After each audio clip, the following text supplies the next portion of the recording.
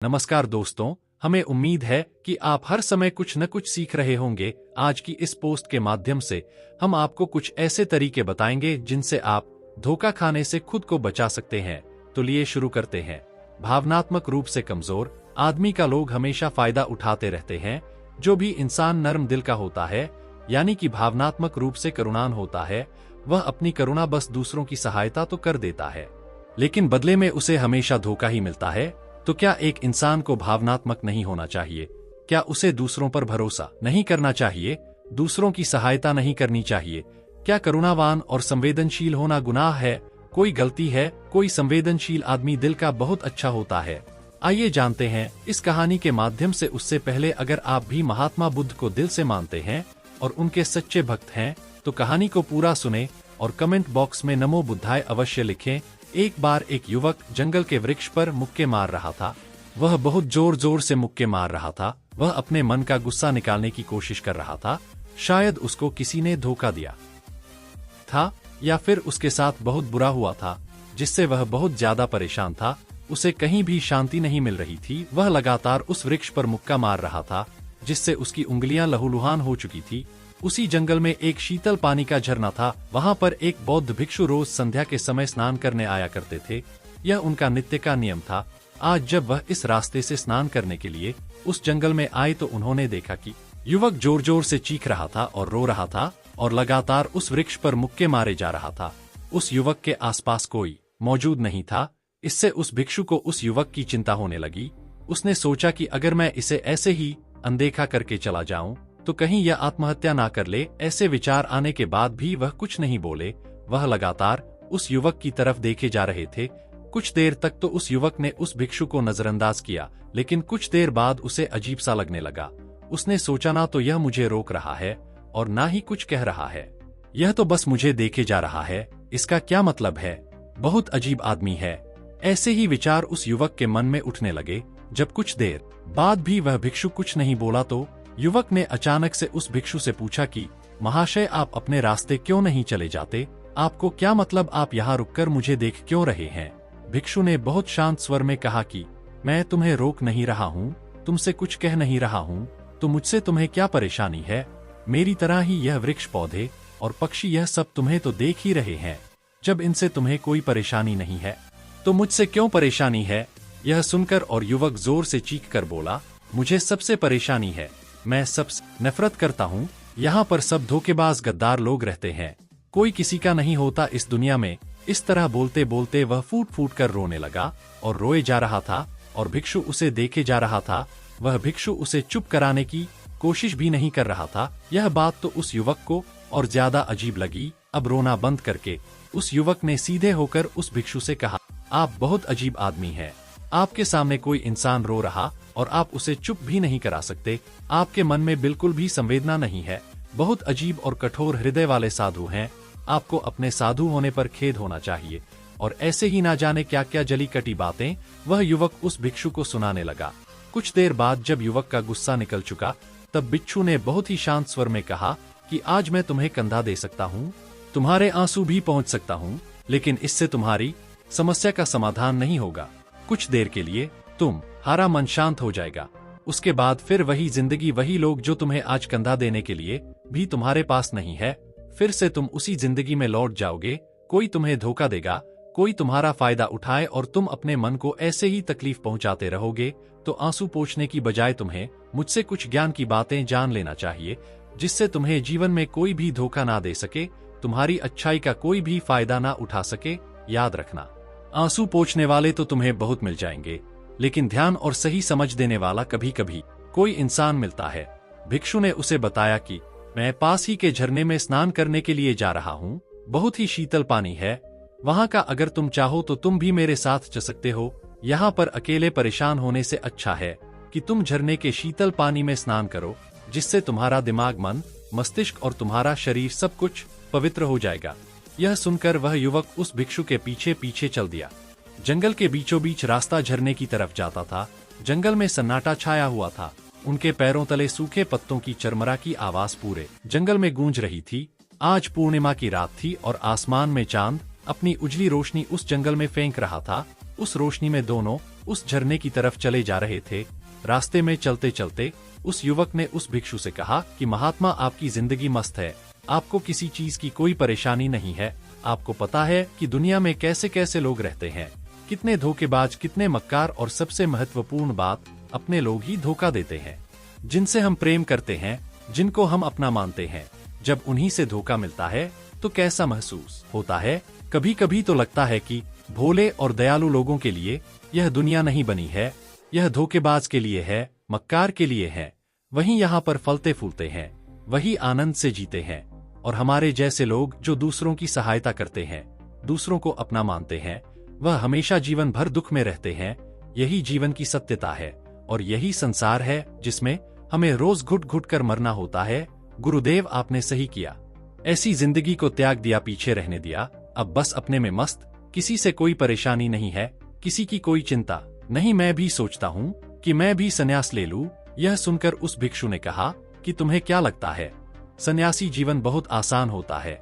भिक्षु ने बहुत शांत स्वर में कहा कि तुम्हें तो 2 वक्त की रोटी तो शांति से मिल जाती है, हमें तो कभी कभी वह भी नसीब नहीं होती।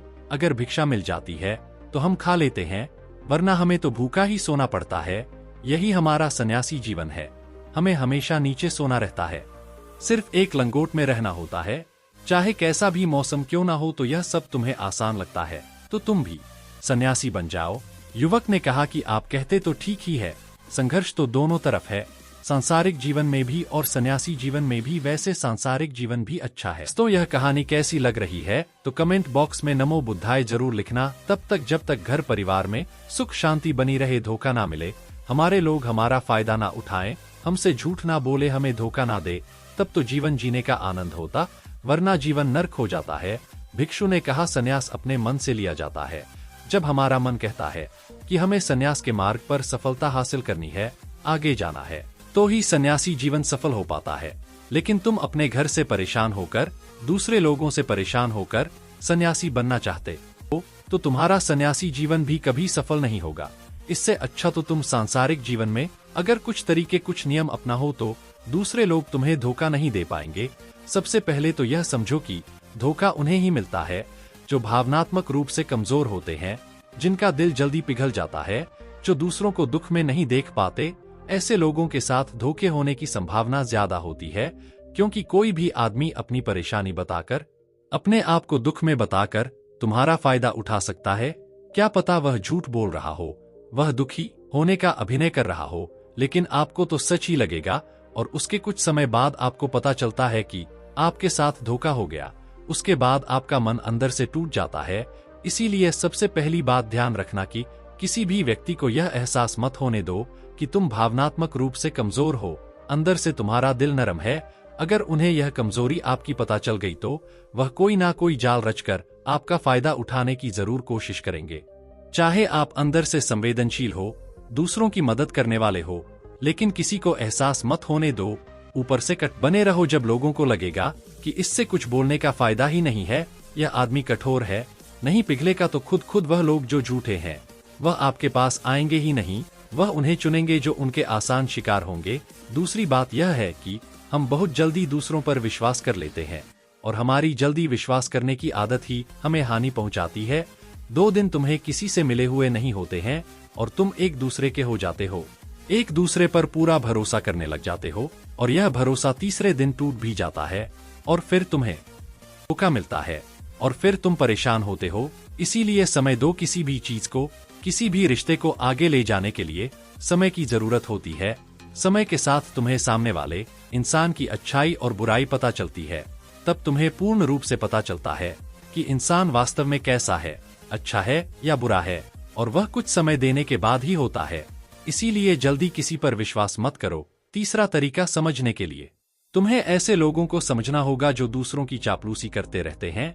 कुछ लोगों की आदत होती है चापलूसी करने की। आपके सामने आपकी तारीफ करेंगे या आपके बारे में अच्छा बोलेंगे, और आपको लगेगा कि यह इंसान कितने अच्छे हैं, मुझसे कितना प्यार करते हैं, लेकिन वास्तव में उनकी वह चापलूसी एक जाल होती है ताकि वह आपका दिल जीत सके। और उनको चापलूसी करने का मौका तभी मिलता है जब आप दिखावा करते हैं। सावधान रहें, अगर आप उनकी चापलूसी से प्रभावित ही नहीं होंगे तो कुछ समय बाद वह चापलूसी करना बंद कर देंगे। इसीलिए किसी के सामने दिखावा मत करो, वरना आप तो आकर्षण के केंद्र बन जाते हो। लोगों को लगता है कि शायद इसके पास बहुत ज्यादा धन संपदा है, इसीलिए इतना दिखावा कर रहा है, और इसी वजह से जो लोग आपका फायदा उठाना चाहेंगे वह आपके करीब आने की कोशिश करेंगे, आपसे चापलूसी करने की कोशिश करेंगे। अगला नियम बताते हुए भिक्षु ने झरने की तरफ इशारा किया। वह झरने के पास पहुंच चुके थे। युवक को भी एहसास हो चुका था, क्योंकि वहां पर ठंडी ठंडी हवा चल रही थी। झरने की तरफ जाते हुए भिक्षु ने कहा कि सांसारिक जीवन में एक बात समझने की यह होती है कि हम जिसकी सहायता कर रहे हैं, चाहे किसी भी रूप में, धन से, शारीरिक रूप से, या जिस भी अवस्था में हम किसी की सहायता कर रहे हैं, तो हमें यह ख्याल रखना चाहिए कि सामने वाला वापस कभी भविष्य में हमारी सहायता करने योग्य है कि नहीं है। अगर किसी को पैसा उधार दे रहे हो तो यह समझो कि उसके पास आय का कोई साधन है, कल भविष्य में वह तुम्हें वापस कर पाएगा कि नहीं कर पाएगा। अगर वह नहीं करेगा तो तुम्हें तकलीफ होगी, तुम्हें दुख होगा। ऐसे तो इंसान करुणा बस भिखारियों को भीख देता है, लेकिन वह गलत नहीं है, क्योंकि जो भी पैसा अपने सामने वाले को दिया है उससे आपके ऊपर कोई ज्यादा प्रभाव नहीं डालेगा, अगर वह आपको वापस भी नहीं लौटाए। तो अगर किसी ऐसे इंसान को पैसा देना है जो कभी वापस नहीं लौटा पाएगा तो उतना ही देना चाहिए, जिससे तुम्हारे ऊपर ज्यादा दबाव ना बने। अगर वह वापस भी ना कर सके तो तुम्हें दुख ना पहुंचे। अब तक वह दोनों झरने पर पहुंच चुके थे। दोनों ने अपने वस्त्र उतारकर उस झरने के शीतल पानी में कूद गए। पानी ठंडा था। उन दोनों की सारी थकान और उदासी पल भर में ही दूर हो गई। स्नान कर लेने के बाद दोनों उस झरने के सामने एक वृक्ष के नीचे बैठकर बातें करने लगे। भिक्षु ने उसे आगे समझाते हुए कहा कि शुरुआत में लोगों को नजरअंदाज करना सीखो। जब तुम किसी को शुरुआत में नजरअंदाज करते हो तो जो भी लोग किसी लालच की वजह से तुम्हारे पास चिपक रहे थे, उनकी छटनी हो जाएगी। जब तुम उनको नजरअंदाज करोगे तब एक दो बार लोग तुम्हारे पास आने की कोशिश करेंगे, उसके बाद वह तुमसे दूरियां बना लेंगे, और जो आदमी तुम्हारी इंसानियत, तुम्हारी अच्छाई देखकर तुम्हारे पास आएगा, वह नजरअंदाज करने के बावजूद भी तुम्हारे करीब ही बना रहेगा।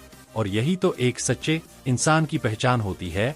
जो हमारे अपने होते हैं उनसे हम तकरार भी कर लेते हैं, कला भी कर लेते हैं, उसके बावजूद भी वह हमारी बातों का बुरा नहीं मानते हैं। चाहे कुछ ही समय के लिए वह हमसे नाराज रहे, लेकिन कुछ समय बाद फिर से हम एक हो जाते हैं। और यही तो घर परिवार का मतलब होता है, यही तो अपनों का मतलब होता है। इसीलिए शुरुआत में अनजान लोगों को नजरअंदाज करना सीखो, इग्नोर करना सीखो, ताकि धोखेबाज मक्कार लोग तुम्हारे करीब ही ना आ पाए। अपने इस वार्तालाप को खत्म करते हुए भिक्षु ने अपनी आखिरी और पांचवी बात बताते हुए कहा कि यह आखिरी सीख सबसे ज्यादा महत्वपूर्ण है। सब कुछ होने बाद भी तुम्हें धोखे मिल सकते हैं, लेकिन तुम अगर अपने आंख और कान और अपना दिमाग खोलकर रखते हो, अगर तुम होश में रहोगे, ध्यान करोगे, तो तुम्हें इंसान की आंखें देखते ही समझ में आ जाएगा कि उसे तुमसे क्या चाहिए। तुम उसकी इच्छा और उसका स्वभाव उसकी आंखों में ही देख सकते हो। लोगों की आंखों में, उनकी वाणी में, उनके स्वभाव में उनका सब कुछ दिखाई देता। बस हम ही अपनी आंखें मूंद कर रहते हैं। दूसरे लोगों से जानो, उसके रिश्तेदारों से जानो, उसके परिवार वालों से जानो, गांव वालों से जानो कि वह इंसान कैसा है, दूसरों के साथ उसका व्यवहार कैसा है। उसकी जांच करो, तब किसी पर विश्वास करो। ऐसे ही किसी पर विश्वास मत कर लेना। अगर तुम किसी के साथ लंबे समय तक भरोसा करना चाहते हो, किसी के साथ कोई संबंध बनाना चाहते हो और कोई दोस्ती करना चाहते हो या किसी की मदद करना चाहते हो, तो इन सभी परिस्थितियों के बारे में तुम्हें जरूर पता होना चाहिए। दूसरे लोग उस इंसान के बारे में क्या सोच रखते हैं। इसके बाद तुम जीवन में कभी भी धोखा नहीं खाओगे और तुम्हें कभी भी धोखे की वजह से पछताना नहीं होगा। इसी तरह की बातें करते हुए भिक्षु और वह युवक दोनों जंगल से बाहर आ गए और अपने अपने घर को चले गए। आप भी बौद्ध में की राह पर चलकर शुभ और शांति का सकते हैं। दोस्तों, इसी तरह और भी मोटिवेशनल पोस्ट देखने के लिए आप हमारे चैनल को लाइक करें, शेयर करें। मिलते हैं एक नए वीडियो में एक नए तथ्य के साथ। धन्यवाद।